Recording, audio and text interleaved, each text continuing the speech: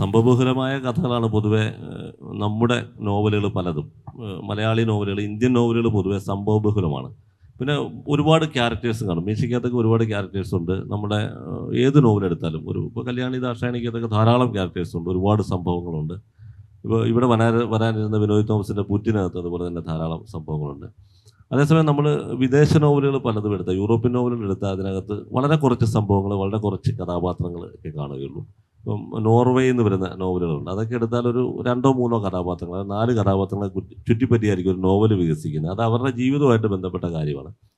കാരണം അവരുടെ ജീവിതത്തിൽ സംസാരം തന്നെ അപൂർവമാണ്. ഈ പറഞ്ഞ പോലെ അയഞ്ഞ കുടുംബ വ്യവസ്ഥിതി, കുടുംബത്തിൽ തന്നെ 2-3 പേര്, ഒരാൾ മരിച്ചാൽ പോലും 10 പേരൊക്കെ വരുള്ളൂ.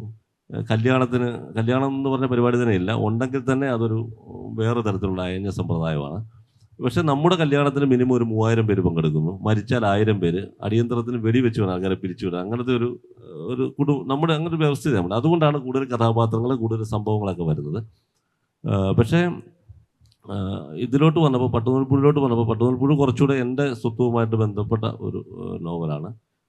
ഒരു എന്താ പറയുന്നത്, ഒരു ഒറ്റപ്പെട്ട ജീവിതം, അല്ലെങ്കിൽ അന്തർമുഖനായൊരു കുട്ടി എന്നൊക്കെ പറയുന്നത് എൻ്റെ ജീവിതത്തിൽ ഞാൻ കുറച്ച് കടന്നു പോയിട്ടുള്ള കാര്യങ്ങളുണ്ട്. അപ്പോൾ അതിനെക്കുറിച്ച് ആദ്യം തന്നെ എഴുതണമെന്ന് വിചാരിച്ചതാണ്. ഫസ്റ്റിൽ എഴുതണമെന്ന് വിചാരിച്ച നോവലാണ്. പക്ഷേ അത് എങ്ങനെ എഴുതും? കാരണം നമ്മൾ എഴുതി വന്ന ശീലം അതല്ലല്ലോ. വേറെ തരം കഥകളാണ് ഞാൻ എഴുതിയിരിക്കുന്നത്, വേറെ തരം നോവലാണ് എഴുതിയിരിക്കുന്നത്, ഉപയോഗിച്ച ഭാഷ വേറെയാണ്. അപ്പോൾ അതെങ്ങനെ എഴുതും എന്നൊരു ധാരണ എനിക്കില്ലായിരുന്നു. പിന്നെ പതുക്കെ ആണ് 2 നോവലൊക്കെ എഴുതി കഴിഞ്ഞാൽ അങ്ങനൊരു എഴുത്തിലോട്ട് പോകാൻ എനിക്ക് ധൈര്യം ഉണ്ടായത്. പ്രത്യേകിച്ചും ഒരു ആത്മഭാഷത്തിൻ്റെ സ്വഭാവം ആ നോവലിനുണ്ട്. അങ്ങനെ വരുമ്പോൾ അത് നമ്മൾ മനസ്സിൽ സംസാരിക്കുന്ന ചെറിയ വാചകങ്ങളിലൂടെ ആയിരിക്കും, സങ്കീർണമല്ലാത്ത ഭാഷയിൽ കൂടിയായിരിക്കും. അപ്പോൾ ആ തരത്തിലൊരു സാധാരണ ജീവിതത്തെ എങ്ങനെ അടയാളപ്പെടുത്താമെന്നൊക്കെ ആലോചിച്ച് നോക്കി. അങ്ങനെ സ്വാഭാവികമായിട്ട് വന്നതാണ്. എനിക്ക് തോന്നുന്നത് ഇത് നോവൽ വായിച്ചിട്ട് വിളിച്ചവരും കമ്മ്യൂണിക്കേറ്റ് ചെയ്തവരും ഒക്കെ ഏതെങ്കിലും തരത്തിൽ അവരുടെ ചെറുപ്പത്തിൽ നമ്മളെല്ലാം കടന്നുപോയൊരു ബാല്യമുണ്ടല്ലോ, നമ്മളെല്ലാവരും. അത് ഒരാളുടെ പ്രത്യേകതയല്ല. ആ ബാല്യത്തിൻ്റെ ചില കൗതുകങ്ങൾ അവർക്കുണ്ടായി എന്ന് തോന്നുന്നു. അതായിരിക്കാം കാരണം.